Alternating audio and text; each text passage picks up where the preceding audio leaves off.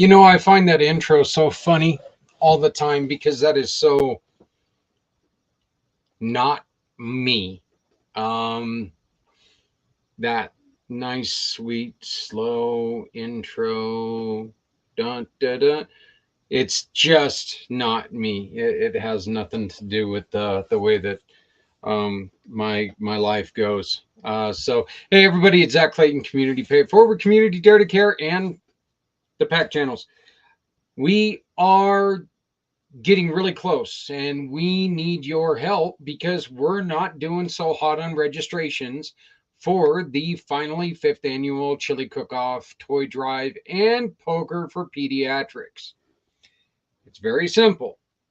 You want to check out what we've got going on, you want to check out all the updates and everything else, QR code right here, this guy. If you want to know more, or if you want to register, if you want to sponsor, if you want to really become part of helping out individuals who are in Northern Colorado hospitals, this guy right here is how you register. $25 for your chili, $5 of that's going to go to the winner. So, hey, you know what?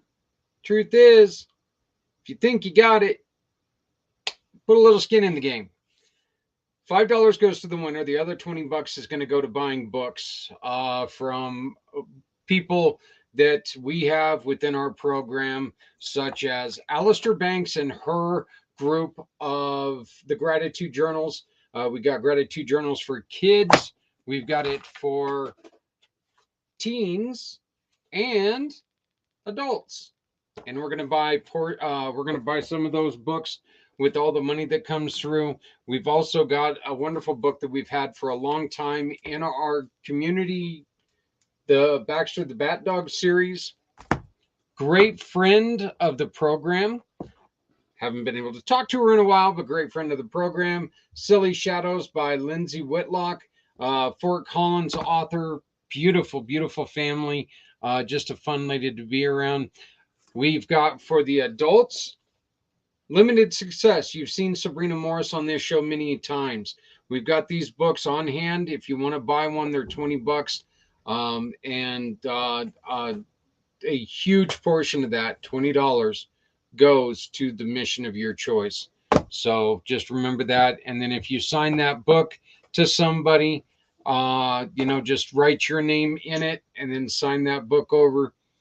Turn it up to the hospital, somebody who's in the hospital right now suffering from whatever it is, whether it's a disease, whether it's an injury, whether it's a scheduled surgery. Those things happen.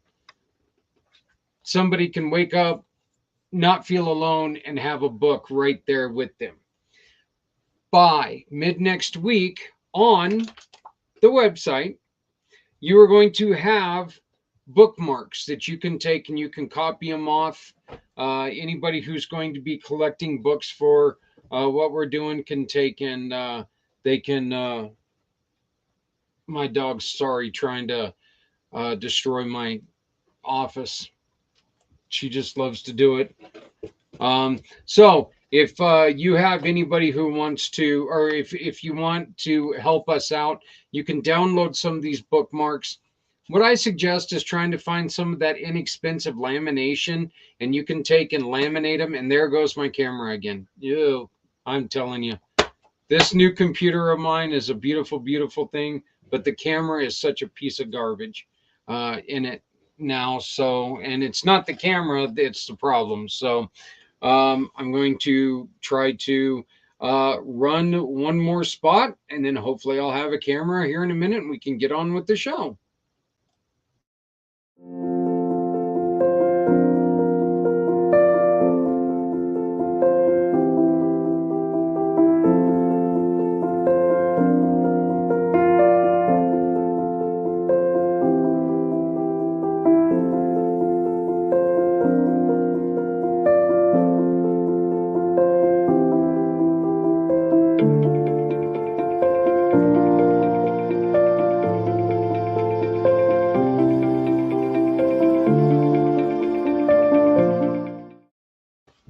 Okay, we're going to try to do this real quick before I lose my book again. But our first guest tonight is Sarah M. How I Survived the Killing Fields, the story of hope, love, and determination. This is a very, very interesting story about how she was able to escape communism. And she did this after being in a work camp for 3 years. So, wonderful story. She's now part of the Community Pay It Forward program. She's in our family. So you can purchase her book. And what we're asking you to do is buy one, gift one.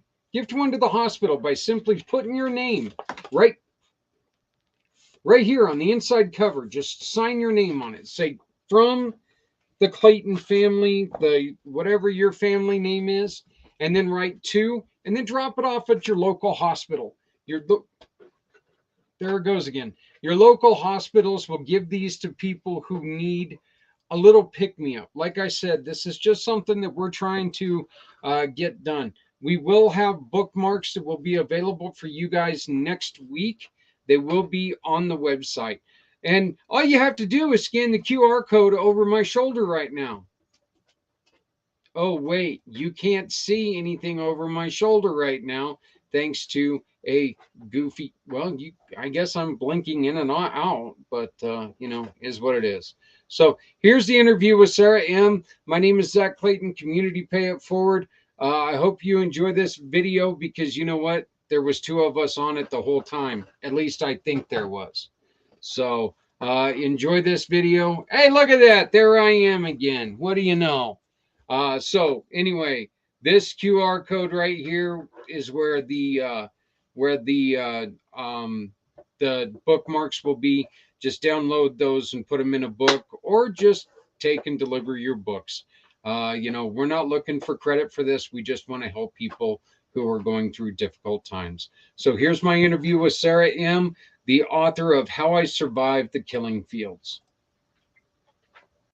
We are so excited to once again be joined by Sarah M., who is the author of How I Survived the Killing Fields, a story of hope, love, and determination. One of the reasons why we are so excited is because we are partnering. Yeah, there you go. That dual. Look at that. We're excited about this because we're announcing right now that Sarah has become a member of the Community Pay It Forward family.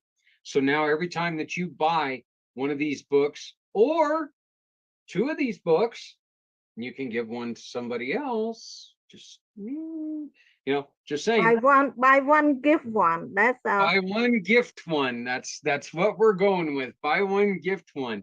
But every time you do that, $2 is going to come back to us, which means a donation is going to be made in your name to somebody that you choose. Hello, Sarah. How are you doing, sweetie? I'm doing good. How are you, Zach? I'm doing great. I'm doing great. It's always great to talk to you. I don't ever get enough chance because I can't always make the networking meeting. You know what? Let's start right there. Let's tell people about the networking real quick, and let's try to get some more people to our networking group because it's a fun group. So why don't you tell us a little bit about how you got tied up with Gabriel and what you got going on with your networking groups? Yes, I met Gabriel through my networking. I have my own networking group. It's called Christian Professionals Network. Oh, And yeah, Gabriel came to my group, and that's how we met. And he asked me to support him, to help him create more networking groups. So I'm willing to help him. So that's why I'm hosting Florida networking. And yeah, and we also have a small medium sized business mastermind meeting on Wednesday morning. So that's how you and I met. Florida networking and small to medium sized business mastermind. yeah. The small business networking is at 7 a.m. my time.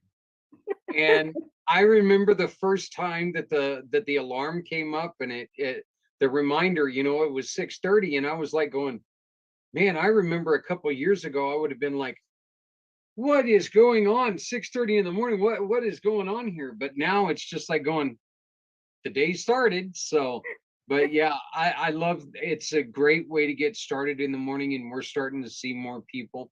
So what do they have to, oh, first off, when is your Christian networking? When is that? My Christian networking is on Monday at 11:30 a.m. Eastern time. So that the timing will be much better for you. 9:30 or 8:30 Pacific. Can you do me a favor? And as soon as we're done with this interview, please send it to me. And then that way I can banner it and put it on as we're talking about it. And that way maybe we can get some people to come to it. So I know that there's a lot of Christian business owners out there, and what better way to start your week than finding a little bit of inspiration. So Sure. well, now I want to talk about true inspiration, because your story is about surviving, um not a disease, not anything like that, surviving a campaign of terror. And right now that is so prevalent in the world because of what's going on. And you were able to escape uh from the where did you escape for? Oh, why don't you go on ahead and tell the story? You're going to do it a lot better than I'm going to stumble through it. So, but it is a true it is a true story of survival. Sure. Um, I was I grew up in Cambodia. So that Cambodia. the country is Cambodia. And when I was in college, I attend college in the capital city, far away from home. So I left all my loving family at my hometown, far away. So picture that while I was attending college, there was the takeover, this hostile takeover. The communist Khmer regime took over our country. They shut down everything. I mean, total shutdown. So all the school, all the hospital, all the marketplace, and the transportation was shut down. The bank was shut down. So How we much had, time? Yeah, yeah, how much time did you have to get out? How much time did you know? Hey, it's happening. Uh, the stuff is hitting the fan. You need to clear out. How much time did you have? How much warning, I guess, is what I'm looking for. no warning, no No warning, warning.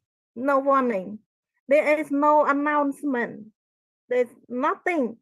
All of a sudden, I saw the truck, the military processing coming in the street, in the capital city street. And at the same time, they took over the whole country, but I was not aware of anything else. All I saw was when I was in the capital city, I saw it coming, and and we have no idea. But some people think that we have peace, that there are no more fighting between the current soldier and the new soldier that coming, and and they start to evacuate us from the city. It's very drastic. You have already mentioned that you left family behind. Um, I I'm learning more about situations like this because my wife's family, they during the time of the Berlin Wall, they escaped from the communist regime. Uh, so I'm learning more about all of this stuff, and how drastic and how scary it was, even for years afterwards. Were you afraid to go back, or afraid to even reach out to your family? Yeah, I did not try to reach out because one thing, I don't want to harm them. You know, I'm talking about when I'm already arrived in United States. Right. I hesitate. I hesitate to reach out because I never know what happened to my family. So I try. It's very, very, very, very rare. Once in a while, I send a letter through a friend that traveled to Cambodia. I did not put the letter in the mail system. So I'm trying to be very careful. You, when you got to the United States, you were able to connect with other, uh, uh, you were able to connect with somebody, a religious figure that was supporting people from Cambodia, correct? Yeah. Okay. Where did this happen? Where did you first touch American soil, and what was your feelings when you got onto American soil? After By I the way, I leave, love the little smile that you just gave.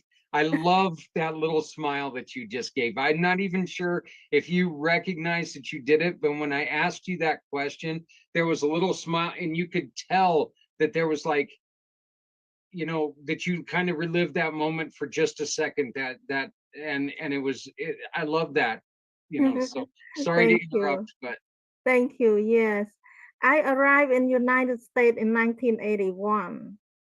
This is after I lived through the communist regime for 4 long years. I was seriously sick. I was in a forced labor camp. I was so close to death. And then after 4 long years, I decide I have to escape from the captivity. And finally, when after I escaped, after I found my family, and eventually I have to escape out of Cambodia, and I was able to connect with my only relative in United States, and he sponsored me to come.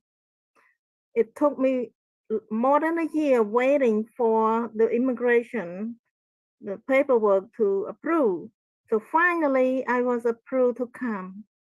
Guess what? When I arrived in New York City airport, JFK airport, I was waiting for my relative to come to pick me up, but somebody else came. It was an American lady. She came and I keep asking, where is my uncle? And she didn't tell me for a while until later on, and she told me that he had to be transferred out of Connecticut. So he was moving out before I arrived in United States, and back then there was no cell phone or anything like that. So I have no communication, but it was a good thing also because before he moved away, he told the church, say that my niece is coming, please help. So that's it's like I fall into the loving arm of the beautiful Christian ladies in the woman ministry group that they took care of me just like their own family. I never forget how kind they are. it's that's such a great story. This has led you to a life of you're now a speaker. You're a motivational speaker, as you can see on the screen. You've got a lot of things that you talk. You're more of a Christian speaker, correct? I mean, that's what you really focus on. But you also focus on, yeah. Do you talk about business? Do you talk about just like women's overall health, or do you mainly stick to Christianity? I um I I speak to different group. Christianity is one of the group that I love to speak in, but I speak at the corporate event. I speak at the community event and the business community. So I can share my story everywhere. I have a message to all the group that I'm speaking at. And it looks like you've got a pretty busy schedule right now. So, um, uh, what do what are you looking for when it comes to speaking? Who, you already said that you're looking for, anything motivational. You're looking for business. You're looking for groups. Um, when you get in there, what do you think that you offer that other people can't? Well, I when I stand in front of any group, I share my own experience. What I share is more than just the knowledge from the book. I've been I've been through it. I experienced it and I share from my heart and I share about the message that can be providing healing and inspiration, encouragement, encourage to encourage and motivate them. We're here on your book page right now, and you can get Yeah. to that by going to saraim.com/book. That's SARAIM.com/book. Right now, as you can see, you buy the book, shipping and handling is provided. You can learn more about this wonderful story. Like I said, this is exciting to me because I've got to meet Sarah on a personal level through the networking that we do. And as most of you know, anybody who's listened to me for even a day or two, you know that when it comes to reading, I'm one of the slowest readers in the world.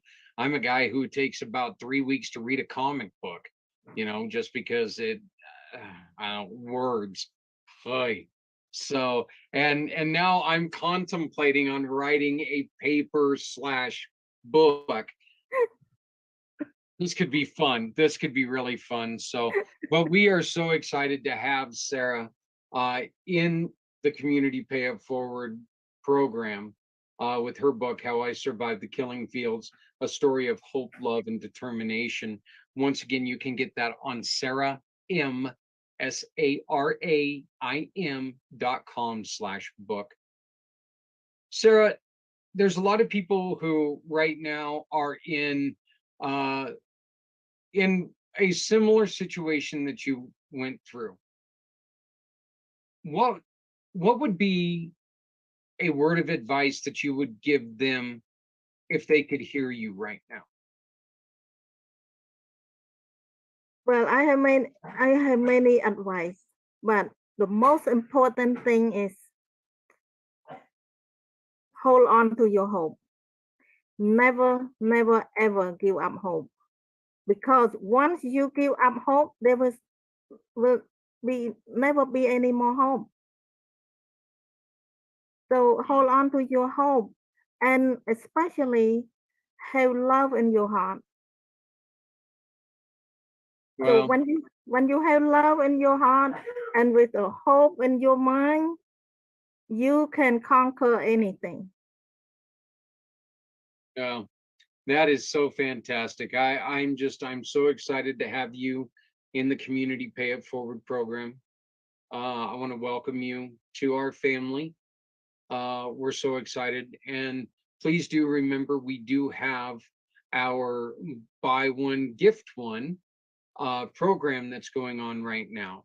We're asking people to take, and when you can, pick up a book, open up, as Sarah has graciously done here, open it up, and on the inside, sign your name, sign your family's name, sign your company's name. Let people know who you are. And then write "to" underneath it and leave it blank. Walk on in, give this book to a nurse in a hospital. Let this nurse give it to a patient that, maybe they don't have a ton of people coming to see them. Maybe they got a very, very busy family and they just don't have a lot of time to sit there. We all know sitting there watching TV in a hospital, while it can be relaxing for an hour or two, it's not much fun after that. Let's give people that feeling that they understand that we're here for you. We're all in this with you. We're cheering for you. We're supporting you and your healing. So, Sarah, I want to thank you so much for doing this with us. Again, welcome to the family. I cannot wait till we get this going. You're going to now be an integral part of everything that we do from here on out.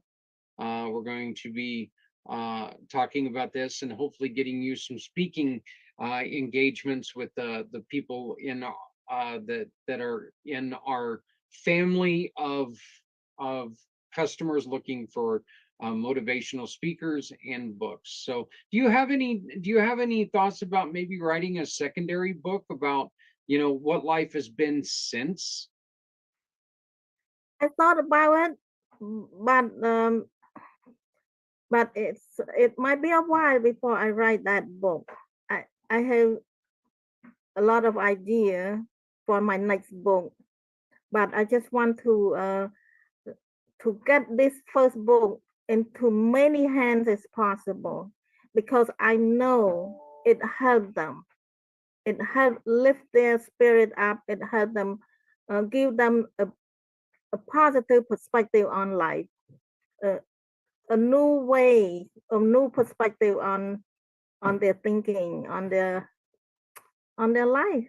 And when I'm so glad to hear that you first thought about giving this book, suggest giving this book to the hospital.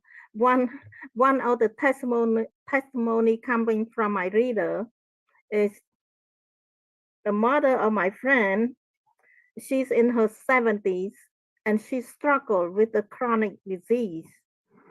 She struggled. And then my friend bought my book and sent it to her in Pennsylvania.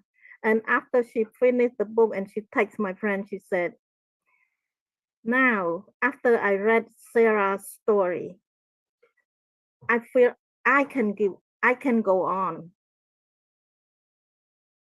Inspiration and witnessing what somebody else has done to defeat difficulty is always something that can really lead to some great things. So I'm very excited to see what we can get done together, and how many lives can be changed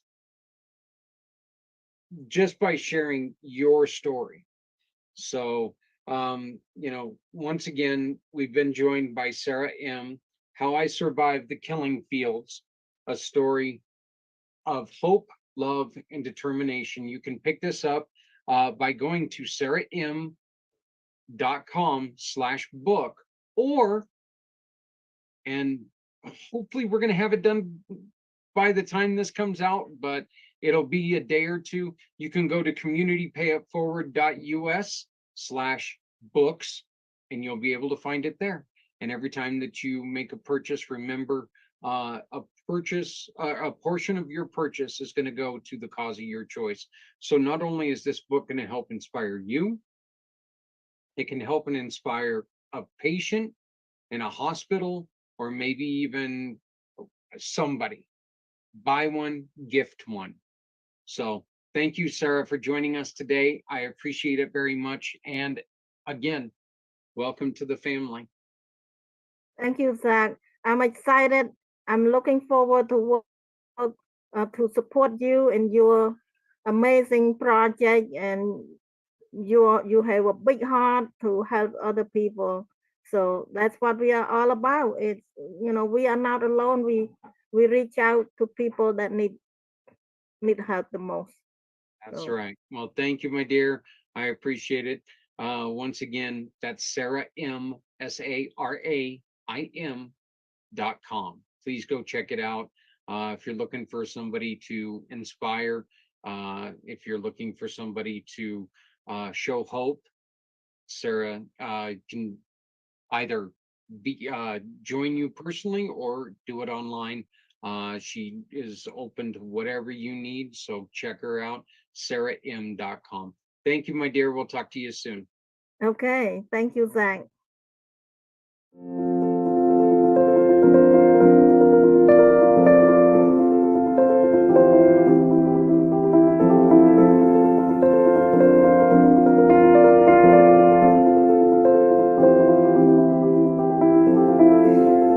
We are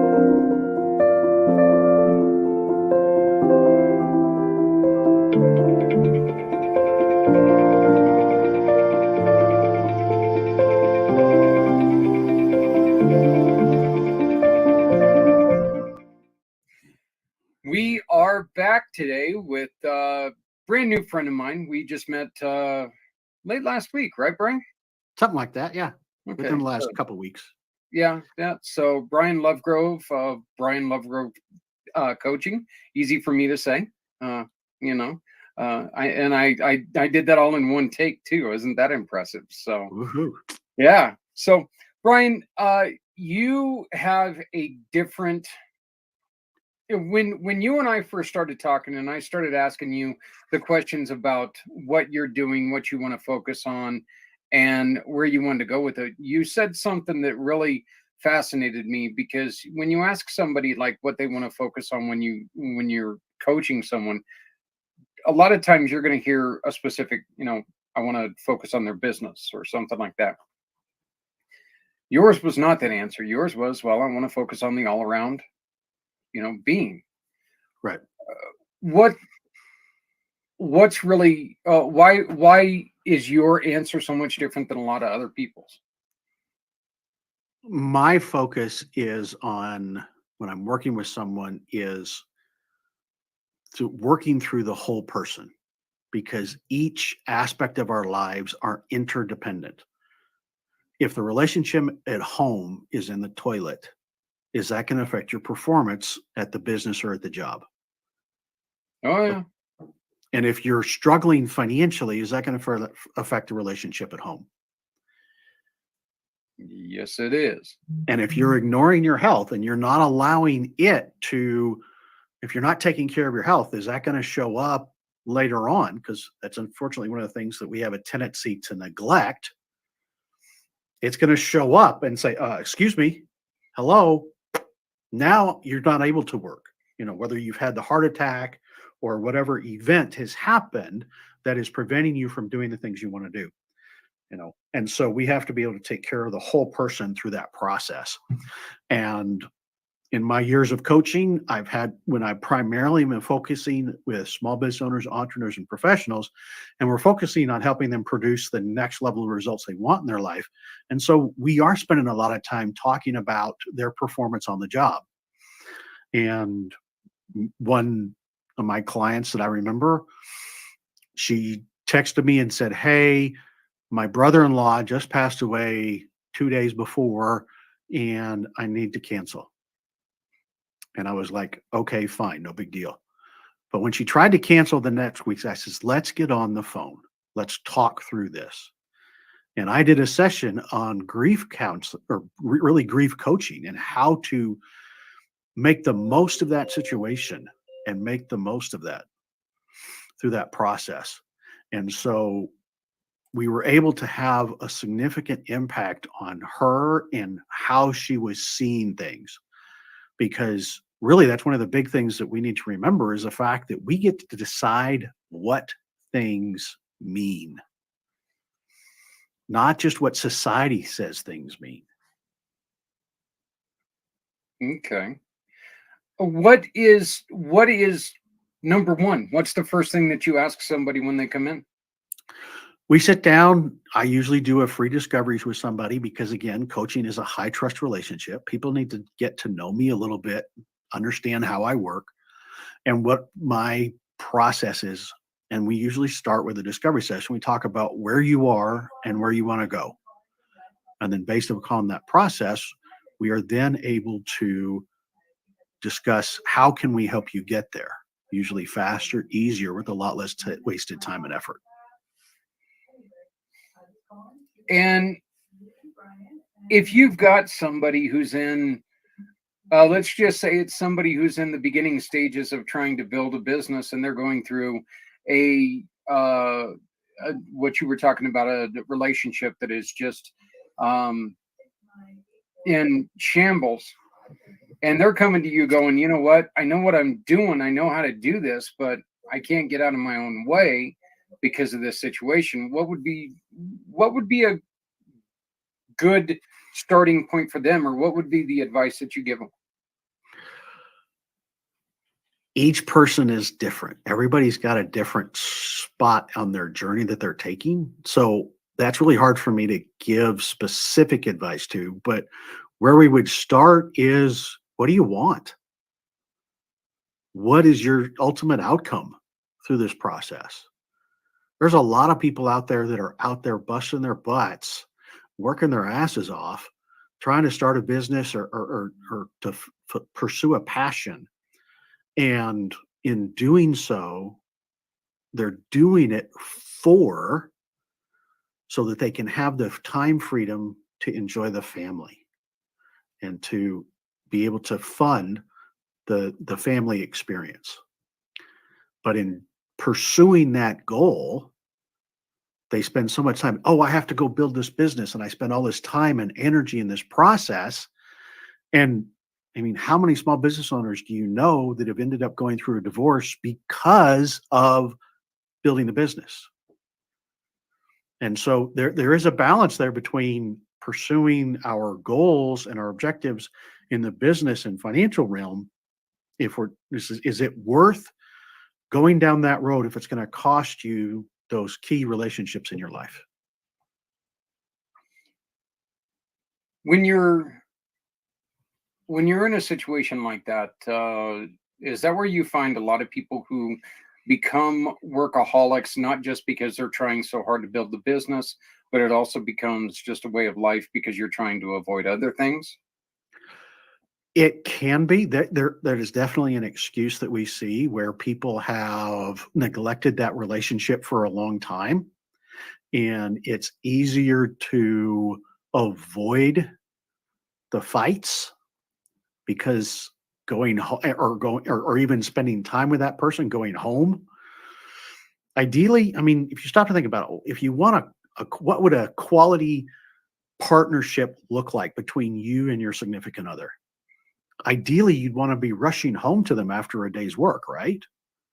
But if you're finding yourself avoiding going home, it's time to get some help.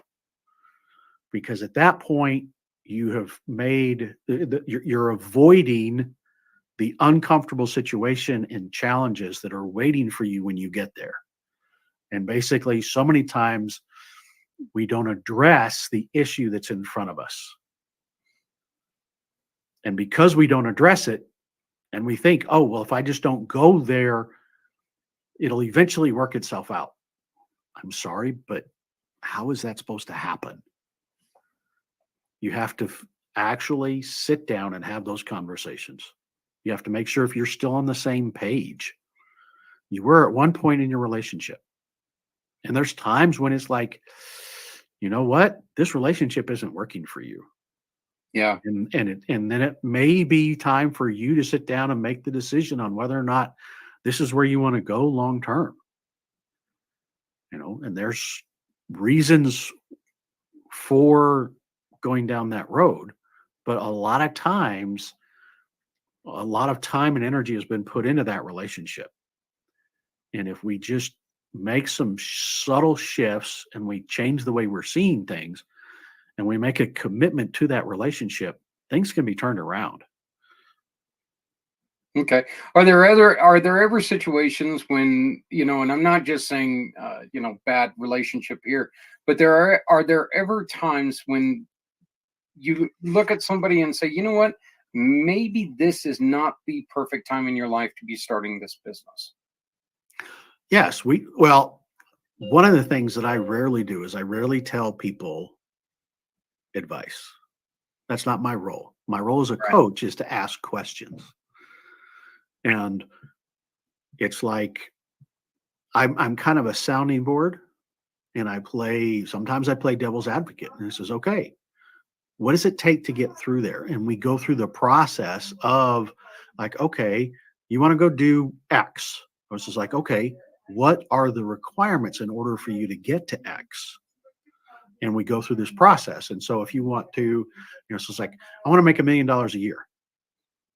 Okay. And how much are you making now? I'm making 50. And so what's going to change between now and the next 12 months for you to be able to produce $1 million? That's like, we have to have a realization. It's like, now, if you've come along and you've created this brand new product, okay, and you have something of value that you can present to the marketplace that people want to be a part, have and be a part of, then yes, you could potentially easily make $1 million a year or more.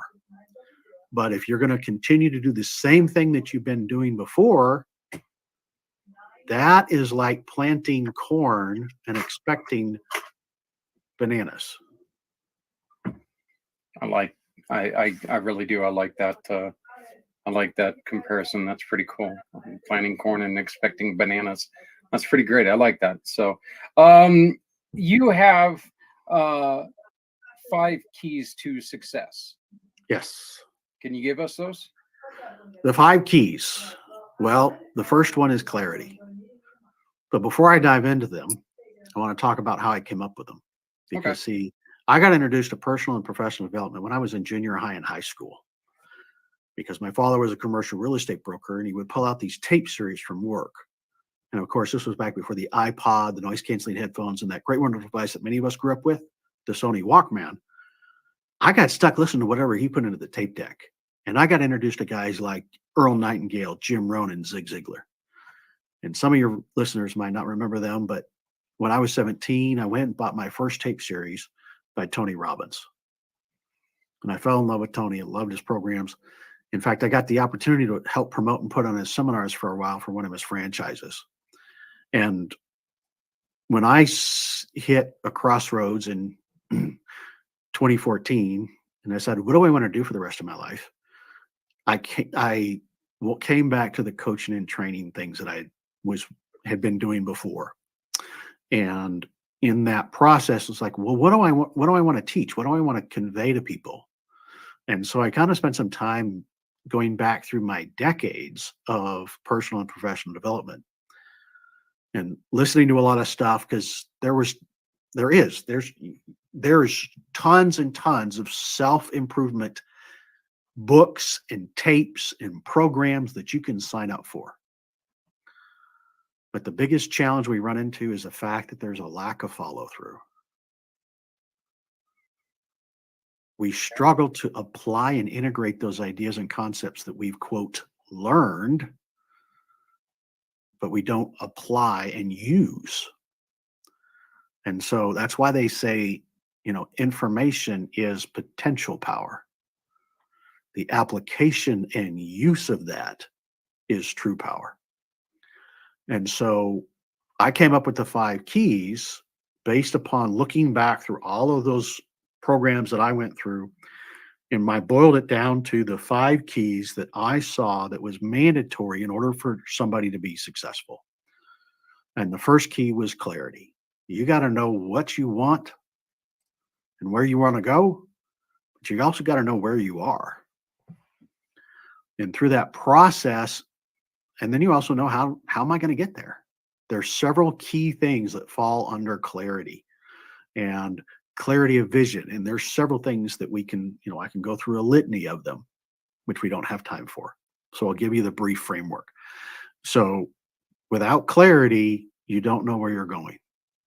It's like driving around in a fog. If you have no reference points, you don't know which direction you're going. Now, the second key is commitment. And this is where many people fall short. And so many people struggle with paying the price to achieve their dreams. Okay. Because so many people don't understand what the word decision truly means. The word incision and decision have the same root word, and it comes from to cut. Incision means to cut into, decision means to cut off from. which means you need to remove any other sort of option. You probably have heard the phrase burning your boats. And the story goes that Cortez, when he came to the New World, Mm-hmm.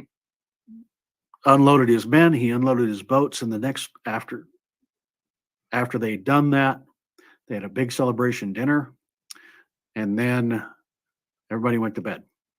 And the next morning, they woke up to the orange in the harbor. And it wasn't the sun coming up. It was their boats burning in the harbor. And Cortez called his men together and said, "Men, that was our way home. Now, the only way for us to get home is for us to conquer this land and find the resources that will allow us to build boats to be able to return home." And that's how Cortez was able to take 200 men and eventually conquer the Aztec Empire. Had a little bit of help with disease, but yeah. True. There was a few other things in the way. But you stop to think about 200 men against thousands. Mhm. But it was do or die for them. How many times do we face our problems in our life with a do or die mindset? And how many times do we give up when we're just getting started because it's too hard? Because we haven't committed to pay the price. It's easy to go back to our normal behavior that's gotten us our normal results that we're not really satisfied with. If you want more, you have to be willing to change. You can't keep doing the same thing over and over again and expect a different result. It's a definition of an insanity. So if you have a level of commitment and you will have said, "I have burned my boats, there is no other option," you will find a way to make it happen. Which brings us to key number 3, which is consistent action. See, that's the key word there, is consistent. It's not about going out there and producing tons and tons of action, which is good. But if you only do that once or twice a year, you're not going to get there. It's just like when we go to, I use the analogy on a regular basis around, why do we think we can go to a 2-day seminar and become great leaders?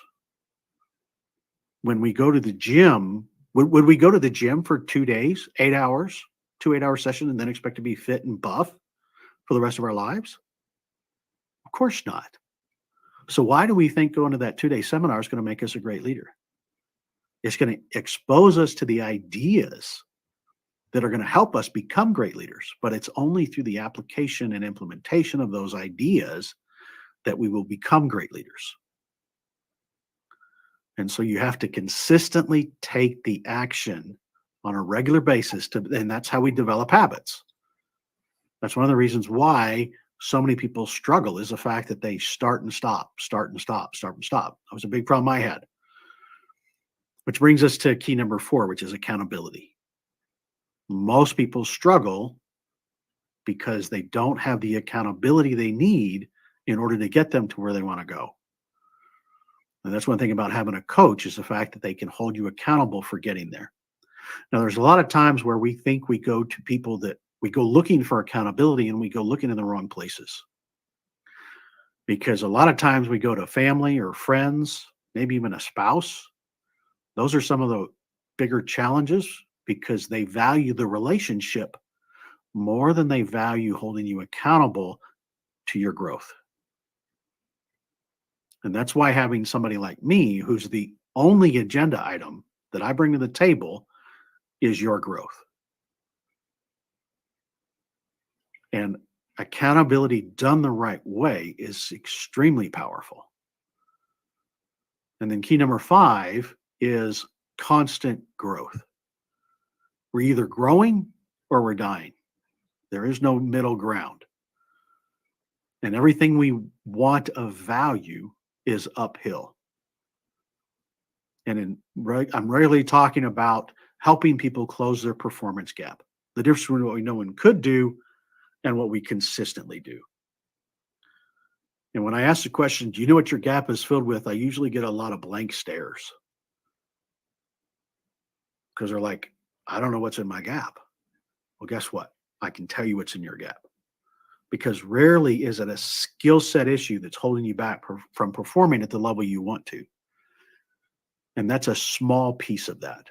But the big ugly monster fear is in there. Your limiting beliefs are in there.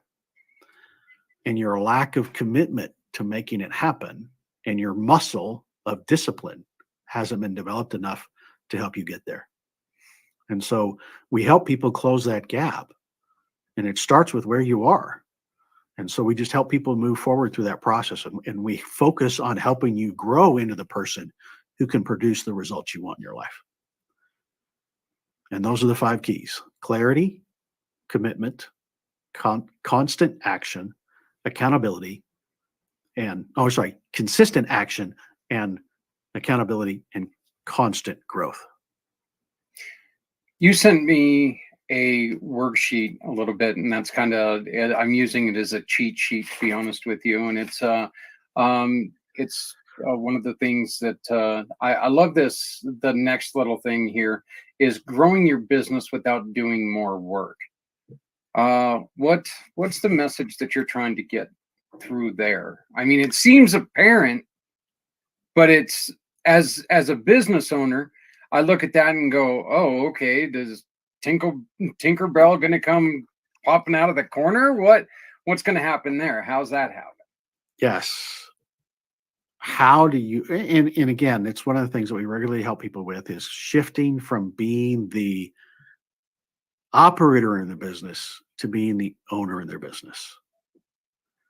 So many times people go to school to learn how to do the job, but in order to pursue their passion, they also have to do this thing called run a business. And they're really just trying to figure that out. And so part of that process, but so many times we think we have to pedal faster. And that rarely works. I remember one of my first clients, she shared the idea of, it's like, Brian, you took away my hamster wheel, because she struggled to focus on the right things. And there is a difference between activity and productivity. Because if you got to make sure you're focusing on the right things and getting the right things done. And if you're running around putting out fires all day long, you're going to continue to be running around putting out fires until you spend some time working on fire prevention. And so we focus on helping people work out of, if you're familiar with the 7 habits of highly effective people, quadrant 2, which is important but not urgent activity.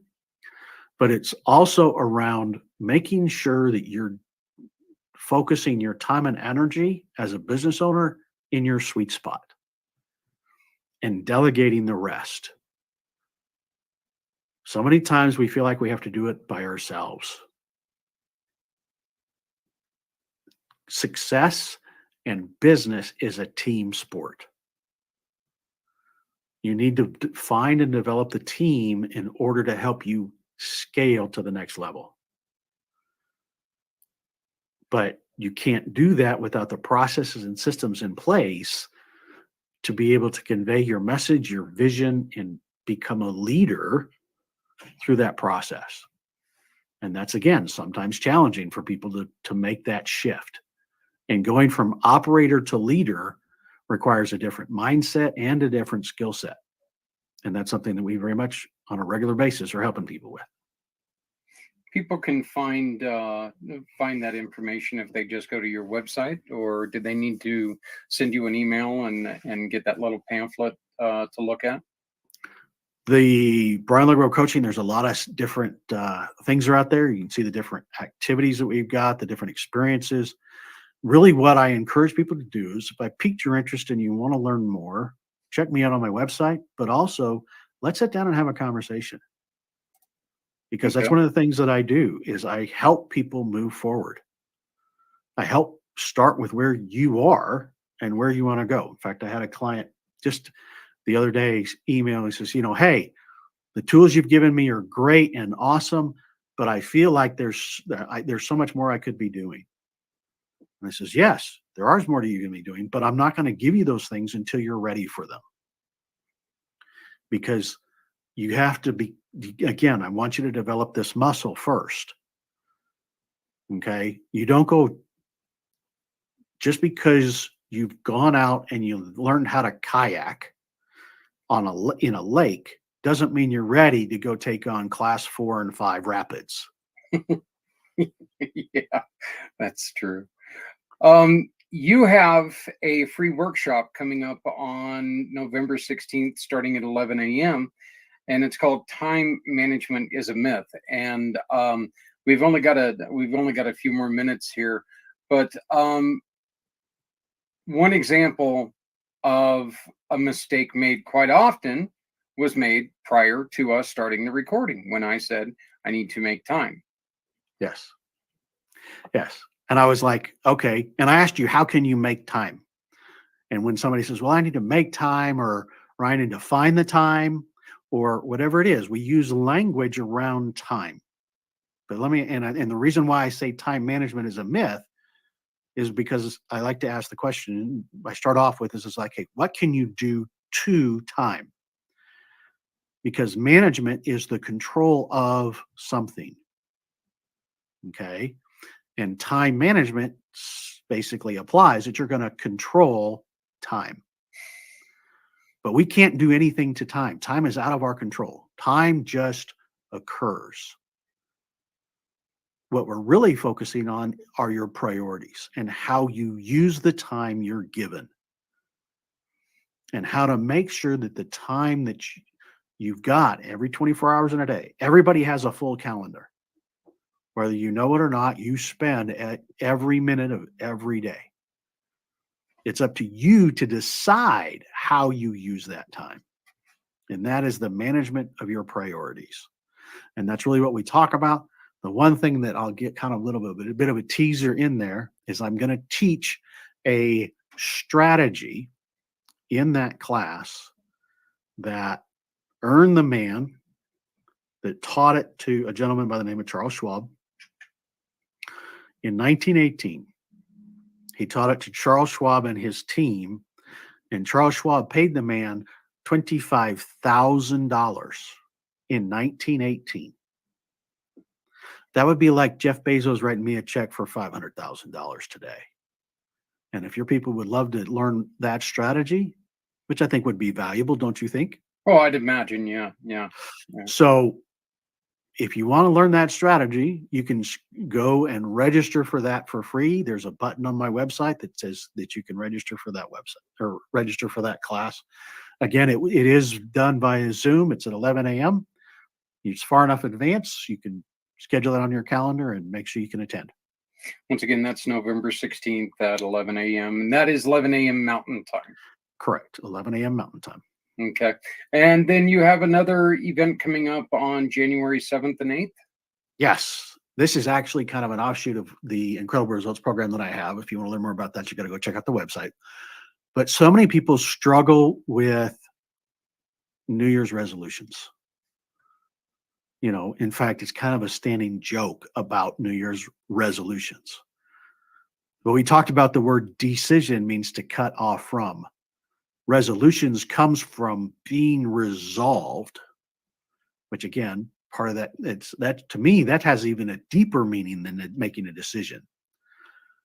But in the event is called Plot Your Course 2023.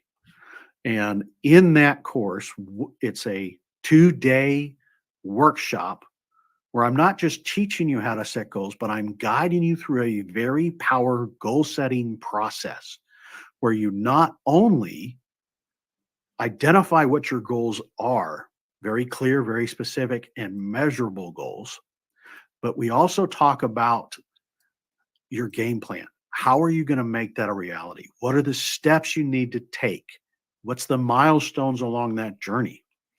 As well as what are the habits you need to develop in that process? And the other thing, like we talked about, is commitment. We've got, again, it's a regular exercises. You're going through the process of building your commitment to this goal to make it a must for you.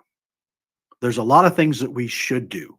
And when you start to think about New Year's resolutions, we usually are talking about, well, I should lose weight. I should focus on my relationship with my partner. I should do more with the kids. I should. And what do we end up doing? We should all over ourselves. Yep. And so this actually helps you take those, turns this goal from a should to a must. Our musts get done. And when you can do that, you make 2023 the best year of your life. And so what people walk out of the event with is a blueprint to make their success inevitable and make 2023 their best year ever. Well, I think that when you and I have a little more time, I'd like to, one of the things I always tell people is that using the words "I think" are dangerous because you've just given yourself an out. And I think I think, there I go. And that just really gives you a way to, if you don't succeed, well, it was a thought. It wasn't an action. It wasn't true. I think I want to quit smoking. That gives you an instant out. I know I want to quit smoking. I'm going to quit smoking. I'm going to quit smoking. Right. So, but right. And language is incredibly important. The language we use, the language we tell ourselves. And that's something we're regularly talking to people about is like, how many of you beat yourself up when you don't do something that you know you should do? And all you're doing with that is the language you're telling yourself. And you're talking to yourself that in a way that you wouldn't talk to your worst enemy. So why are you treating yourself like that? Yep. Yeah. Well, thank you, Brian, for joining me. I look forward to talking to you a little bit more. Please make sure that you check out his free workshop on November 16th at 11 a.m. Mountain Time. Time management is a myth. And make sure that you go to and see everything that he's got on his website, brianlovegrovecoaching.com. I appreciate the little bit of time, sir. Thank you very much. And please come back and join us another time and let us know about how everything else goes. I am going to go ahead and register for the workshop on the 16th. So, all right. Looking forward to it.